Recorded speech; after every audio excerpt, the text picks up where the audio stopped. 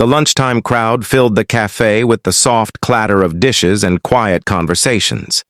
Near the window, Ethan Carter sat alone, staring at the untouched sandwich on his plate.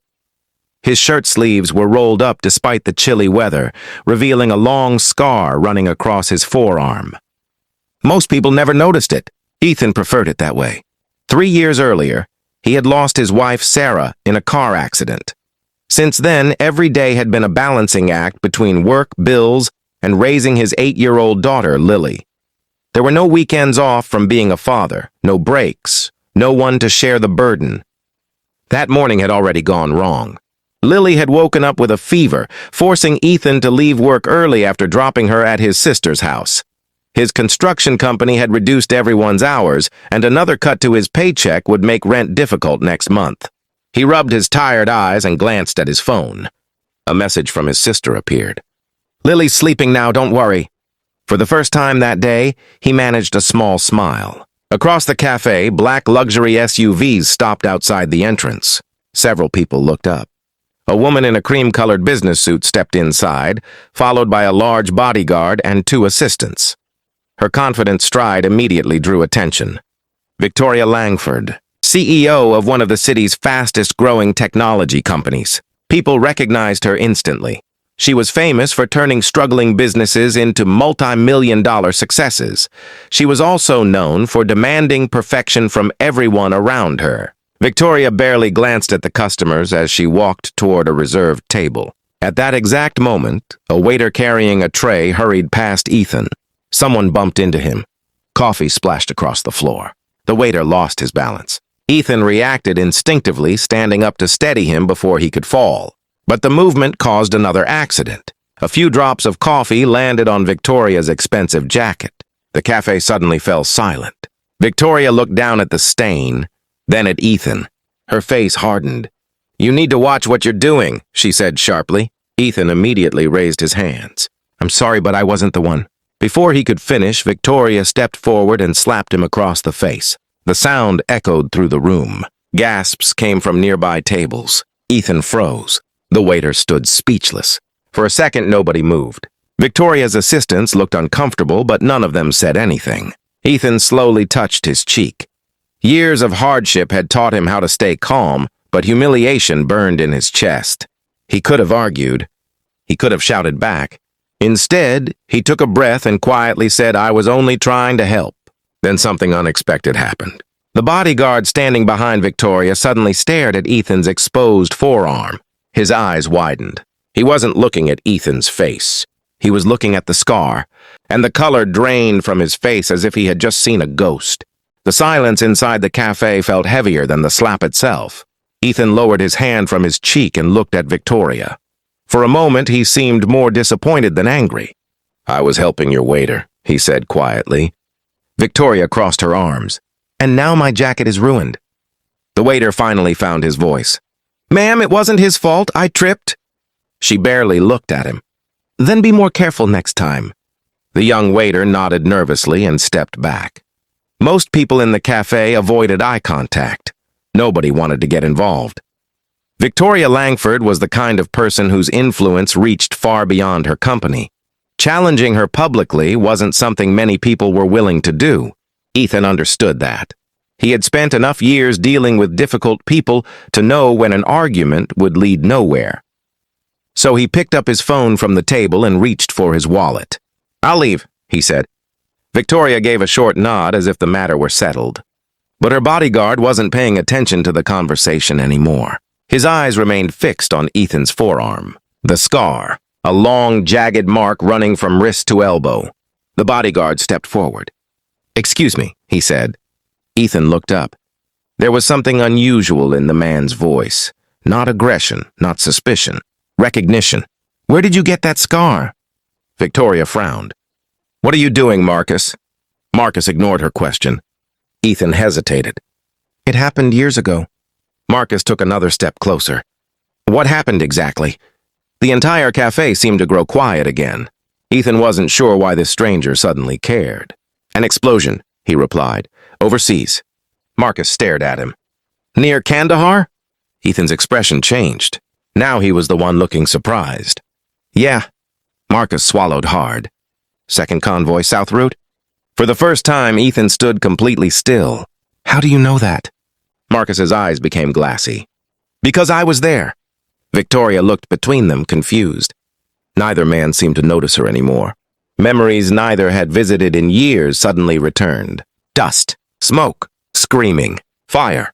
Marcus slowly rolled up his sleeve. A faded burn mark covered part of his arm. Ethan recognized it instantly. His heart skipped a beat. No way, he whispered. Marcus gave a shaky laugh. You pulled me out. The cafe disappeared around them. Years earlier, during an attack that had turned a routine mission into chaos, Marcus had been trapped inside a burning vehicle. Most people thought he wouldn't survive. But one soldier had gone back despite the danger. One soldier had dragged him out. Ethan. Marcus looked at him with disbelief. You saved my life, he said softly. And standing beside them, Victoria suddenly realized she had just slapped a man she knew absolutely nothing about. Victoria stood frozen beside the table. A few moments earlier, she had been angry about a coffee stain. Now she was listening to a conversation that made her feel smaller with every second. Marcus looked at Ethan as if he were seeing someone returned from the past. I searched for you afterward, Marcus said. Nobody knew where you'd gone. Ethan let out a quiet laugh. I came home, that's all. That's all? Marcus shook his head. You disappeared after saving 3 people that day. Ethan looked uncomfortable with the attention. It wasn't just me. It was mostly you.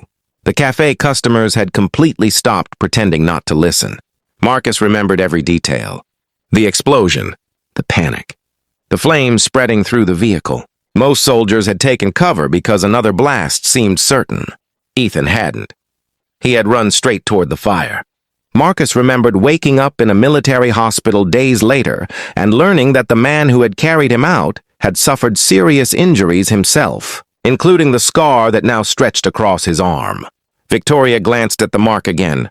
For the first time, she saw it differently, not as an imperfection, as a reminder of something brave, something earned. Ethan shifted awkwardly. Look, it was a long time ago. Marcus smiled sadly. Maybe for you. For several seconds, neither man spoke. Then Marcus asked, What are you doing these days? Construction work. Marcus blinked. That's it? Ethan shrugged. It pays the bills. Marcus could hear the exhaustion in his voice, the kind that came from carrying responsibilities alone. Family? The question hung in the air. Ethan's expression softened. I have a daughter, 8 years old. Marcus smiled. Married? The smile faded from Ethan's face. My wife passed away 3 years ago. The words landed heavily. Marcus immediately regretted asking. I'm sorry. Ethan nodded politely. It was hard. Still is sometimes. He looked down at his phone for a second. Everything I do now is for Lily. Victoria felt a knot form in her stomach. She thought about how quickly she had judged him. His worn clothes, his tired appearance, the simple fact that he wasn't part of her world. She had assumed carelessness where there had been kindness, weakness where there had been sacrifice. Without realizing it, she stepped closer. Ethan, she began. He looked at her.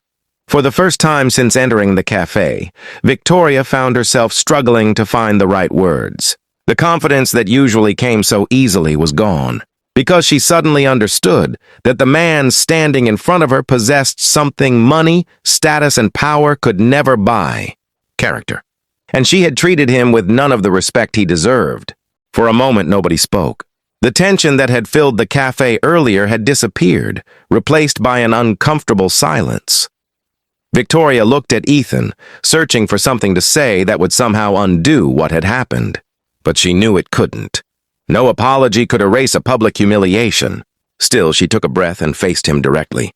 I'm sorry. The words sounded unfamiliar coming from her. People who worked for Victoria rarely heard her apologize. She was used to being the person with answers, the person in control. Admitting she was wrong had never come easily. Yet this time, there was no excuse to hide behind. I judged you without knowing anything about you, she said, and I treated you badly. Ethan studied her face. The anger he might have felt seemed absent. Mostly he looked tired. It happens, he replied. No, Victoria said quietly. It shouldn't. Marcus watched the exchange without speaking. He knew Ethan well enough, or at least remembered enough about him, to understand that he wasn't the type to demand an apology or make a scene. Years ago, he had risked his life for strangers and never asked for recognition afterward. That hadn't changed. Victoria glanced at the chair beside Ethan's table. "Would you mind if I sat down for a minute?" Ethan hesitated, then nodded. She pulled out the chair and sat across from him. For the first time, she noticed the small details she had ignored before. The worn work boots, the cracked skin on his hands, the lunch he had barely touched. Details that told a story. "Marcus told me you have a daughter." A genuine smile appeared on Ethan's face. "Yeah, Lily." "How old is she?" 8. The exhaustion in his eyes softened as he talked about her. He showed Victoria a picture on his phone, a gap-toothed smile, bright eyes, a school art project held proudly in front of the camera. Victoria found herself smiling, too. "She looks happy." "She keeps me going," Ethan said. There was no self-pity in his voice, just honesty. That affected Victoria more than any dramatic speech could have. Before leaving, she stood and extended her hand. Ethan looked at it for a second before shaking it. "I can't change what happened today," she said, "but I can learn from it." Ethan nodded. As he walked toward the door, the cafe seemed different somehow. Not because a CEO had apologized, not because a bodyguard had recognized an old scar, but because everyone who witnessed it had been reminded of something easy to forget. You never know the battles someone has fought, the losses they've carried, or the sacrifices hidden behind an ordinary face. And sometimes the person the world overlooks is the very person who once saved another life.